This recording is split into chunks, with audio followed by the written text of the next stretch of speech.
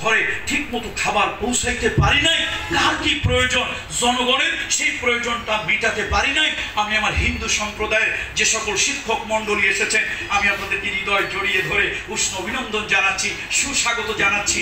আমি আমার স্রষ্টা সৃষ্টিকর্তার কাছে আপনাদের জন্য দোয়া করছি। আসুন আপনি একটু জেনে নেন, মহামানব মুহাম্মদ সাল্লাল্লাহু আলাইহি ওয়াসাল্লাম তিনি একটা ধর্মের নেতা, আবার তিনি রাষ্ট্রের প্রেসিডেন্ট, অথচ ওই রাষ্ট্রের অন্যান্য ধর্মাবলম্বী যারা ছিলেন তাদের ধর্মীয় অধিকার, তাদের যে রিলিজিয়াস রাইটস, সে রাইটস গুলো, অধিকার গুলো তিনি 100% আদায় করেছেন, 100% আদায় করেছেন। মুহাম্মদ সাল্লাল্লাহু আলাইহি ওয়াসাল্লাম গিয়ে বিচারকের আসনে বসেছেন, তার কাছে একটা বিচার মামলা এসেছে। সেই মামলা একজন হলো মুসলমান, একজন হলো অমুসলিম। দুজনের মামলা রাসূল শুনলেন। সব কিছু শোনার পরে আল্লাহ নবী বললেন মুসলমানের পক্ষে না, অমুসলিমের পক্ষে রায় দিলেন। মুসলমানের কাছে প্রেস্টিজে লাগলো, আমার দল ক্ষমতায়, আমার দল ক্ষমতায়, আমার দলের ক্ষমতায় থাকার পর আমার আদালতে রায় আসছে আমার বিরুদ্ধে, আমি মানুষের মুখ দেখাবো কেমনে? আমার পক্ষে রায় না এসে আরেক ধর্মের লোকের পক্ষে রায় এসেছে। তিনি চলে গেলেন সাইয়্যিদুনা ওমরের কাছে, চলে গেলেন সাইয়্যিদুনা ওমর রাদিয়াল্লাহু তাআলা আনহুর কাছে রিভিউ করার জন্য, এটাকে বলে সানি বিচার করার জন্য। সাইয়্যিদুনা ওমর শুনে তাকে একটা কল্লাটার উপর একটা তরবারি মারলেন, 10-20 হাত দূরে কল্লাটা ছিটকে গেল। এই কাজ ওমর কেন করলো? মদিনার লোকদের মধ্যে আবার সেই কলহ দানাত বেঁধে উঠলো, মাথা চাড়া দিয়ে উঠলো, সবাই রক্তক্ষয়ী সংঘর্ষে লিপ্ত হবে। ওমর এই কাজটা কেন করলো? আকাশ থেকে আল্লাহ ফরমান দিলেন, এই চুপ করো সবাই, খবরদার, তরবারি যার যার কোষবদ্ধ করো। আমার ওমর যা করেছে পৃথিবীর কেউ সমর্থন না দিলে আমি আরশের মালিক আল্লাহ সমর্থন দিচ্ছি। তার কারণ ও তো মুসলমান চেহারায় ভেসে, ও তো একটা হিপোক্রেট, ও মুনাফিক। নবীজি সে তো ধর্ম দেখে বিচার করে নাই, সে বিচার করছে অধিকার দেখে। অমুসলিম হোক, হিন্দু হোক, বৌদ্ধ হোক, খ্রিস্টান হোক, তার যদি অধিকার থাকে, তার যদি রাইট থাকে, মামলার মেরিট যদি তার দিকে থাকে, তাহলে দলীয় বিবেচনায় মামলা আর একদিকে যেতে পারে না, ধর্মীয় বিবেচনায় মামলা আর একদিকে যেতে। সেজন্য আমার নবী সাক্ষ্য দিয়েছে, ওই অমুসলিমকে রায় দিয়েছে, এটা আমি আল্লাহ আরশের মালিক মেনে নিয়েছি। ও মুসলমান মানতে পারে নাই, নবীর বিরুদ্ধে গিয়া সানি বিচার দিয়েছে রিভিউ করার জন্য ওমরের কাছে।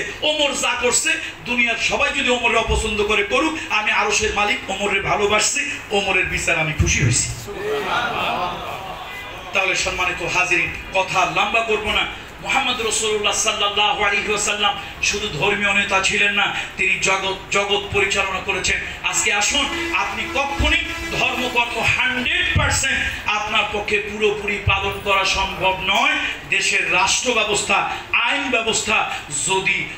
ব্যবস্থা যদি আল্লাহ এবং রাসূলুল্লাহ না হয়। আর আমি হিন্দু, বৌদ্ধ, খ্রিস্টান, অন্যান্য ধর্মাবলম্বী বন্ধুদেরকে বলছি, বিনয়ের সাথে বলছি, বন্ধু, গাছে ফুল যেরকম নিরাপদ, পানিতে মাছ যেরকম নিরাপদ, ডিমের ভিতরে কুসুম যেরকম নিরাপদ, মায়ের কোলে শিশু যেরকম নিরাপদ, আমি আল্লাহর কোরআন হাতে নিয়ে আল্লাহর নামের কসম খেয়ে বলছি, যদি কোনো সমাজে কোরআন এবং সুন্নাহর বিধান, রাসূলুল্লাহর সিরাত অনুযায়ী, তার জীবন দর্শন, তার চরিত্র অনুযায়ী আল্লাহর বিধান যদি কোনো সমাজে, কোনো রাষ্ট্রে, কোনো মহল্লায়, কোনো কোর্টে, কোনো কাছারিতে, কোনো অফিস আদালতে চালু হয়, তাহলে অমুসলিম ভাই এবং বন্ধুরা ওই রকম নিরাপদ থাকবে। সুবহানাল্লাহ।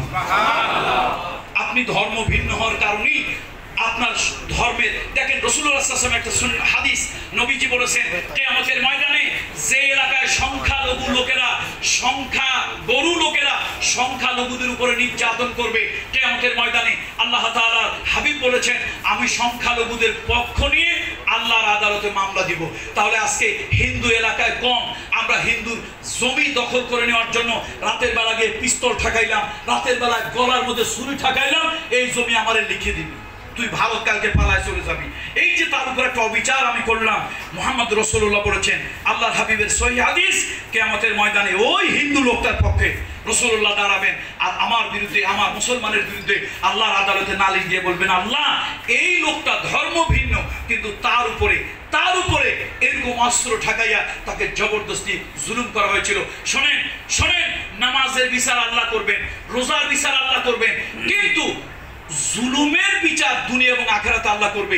এই জন্য রাসূলুল্লাহ সাল্লাল্লাহু আলাইহি ওয়াসাল্লামের বিধান ইসলামী সকল আলেম, মাযহাব, আহলে হাদিস হোক, হানাফি হোক, শাফি হোক, সব মানহাজের ইমাম একমত, সব মানহাজের ইমাম একমত, যদি আপনি কোনো অমুসলিমের উপরে জুলুম করেন তার দুনিয়া এবং আখেরাতের শাস্তি আপনি পাবেন। তার উপরে জুলুম করলেন অমুসলিমের উপর, আপনি মনে করলেন আমি মুসলমান, আরে হিন্দুরে দুইটা থাপ্পড় দিলে হয় কি, অসুবিধা কি? আমি মুসলমান, হিন্দুর জমিটা জবরদখল করে নিলে লাভ কি? আমাদের দেশে কিছু চালাক আছে, কিছু মুনাফিক আছে, এই হিন্দুর ভোট নেওয়ার জন্য ওদের সাথে বাহিরে বাহিরে জোট করে।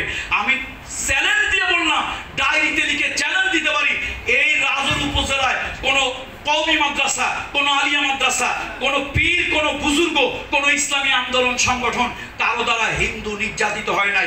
হিন্দুরা নির্যাতন হয়েছে এই দেশের রাজনৈতিক দলের দ্বারা। কথা ঠিক কিনা বলেন? মানে কি, ওরা ভোট নেওয়ার জন্য, হিপোক্রেসির জোট করার জন্য ওদেরকে ঢাল হিসেবে ব্যবহার করে।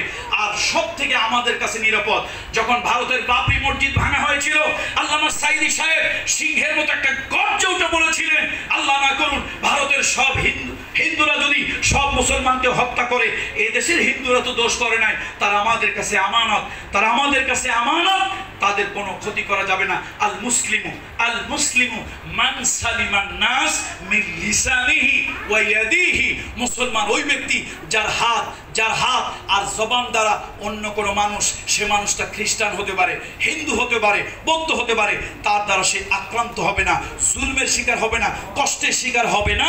হাত আর জিহ্বা দ্বারা অন্যের রক্ত সম্পদ নিরাপদ থাকবে, সেই হলো মুসলমান। সুতরাং কথা দীর্ঘায়িত নয়, আমি বলবো আসুন, এই নেতা সেই নেতা, এই দার্শনিক ওই দার্শনিক, সকলের কথা বাদ, আমরা মানব একজন মহামানবের সেই কথা। কে তিনি? সুতরাং আজকে জামাত ইসলামীকে আমরা সবাই, আমরা যে বিভিন্ন দলের আছি, অথবা জামাত ইসলাম করি অথবা আমরা জামাত ইসলাম করি না, আজকে এই অডিয়েন্স কানায় কানায় পূর্ণ, আমরা সবাই জামাতের মহতারাম আমিরকে, আপনি একজন নির্যাতিত মানুষ, আপনি একজন নিগৃহীত মানুষ, আপনি একজন সম্ভ্রান্ত বংশের সন্তান, আপনার কোটি কোটি টাকা অবৈধ কালো টাকা নাই, কিন্তু আপনি অর্থনীতি আপনার যাই থাক, আপনি অত্যন্ত সম্ভ্রান্ত সাদা মনের একজন সুশীল বুদ্ধিজীবী, আপনি অনেক নির্যাতিত হয়েছে। আজকে আমি টেকেরহাটের মরহুম আল্লাহর ওলি, দেলোয়ার হোসেন আনসারী রহমতুল্লাহ আলাইহি, আল্লাহর ওলির পরিবার এবং আমার রাজরবাসীর পক্ষ থেকে আমি মহতারাম আমিরে জামাত আপনাকে হৃদয় থেকে ধন্যবাদ জানাচ্ছি। আপনার উপজেলার দায়িত্বশীলদেরকে, যারা এই রবিউল আউয়াল মাসে এরকম একটা প্রোগ্রাম করার দরকার ছিল, বলেন দরকার ছিল কি দরকার ছিল না? দরকার ছিল কি ছিল না? এই যে আপনারা উদ্যোগটা নিয়েছেন, আপনাদের জামাত ইসলামকে, আপনি আমির মহোদয়কে, আপনার উপজেলা বডিকে আমার রাজরবাসীর পক্ষ থেকে, আমার পরিবারের পক্ষ থেকে, আমার আলেম ওলামাদের পক্ষ থেকে হৃদয় থেকে উষ্ণ অভিনন্দন। আপনারা মাঝে মাঝে এরকম করবেন, মাঝে মাঝে করবেন, জাতির আবেগ দেখেন। আমরা এই হলে 30 জন লোক পাবো চিন্তা করি নাই, হলে জায়গা দেওয়া যাচ্ছে না, মা বোনরা পিছনে। বোঝেন, মানুষের আবেগ আছে, মানুষের কি আছে? আবেগ আছে, তারা জানতে চায়, মানতে চায়।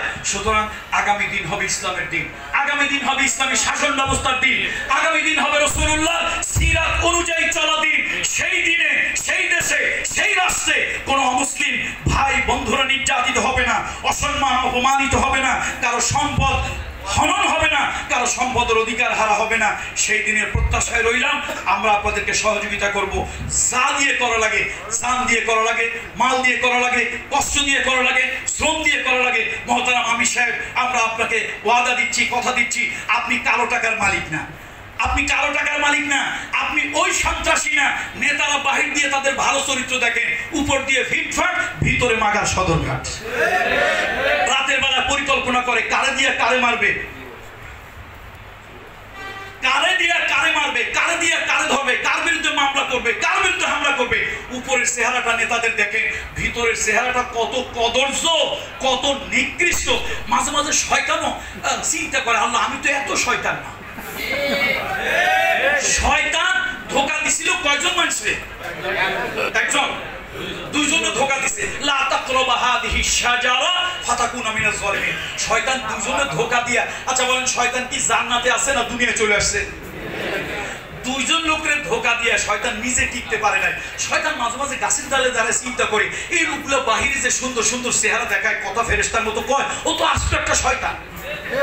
শয়তান মাঝে মাঝে কিছু নেতাদেরকে বলে, ভাই এই তোর পাল দুই খেলে একটু আগায় দে, আমি একটু কদম বুঝি করি। আরে আমি আর কি শয়তান, তুই তো আমার থেকে বড় শয়তান। আমি ধোকা দেই 2-4 মানুষের, তাই টিকতে পারি না।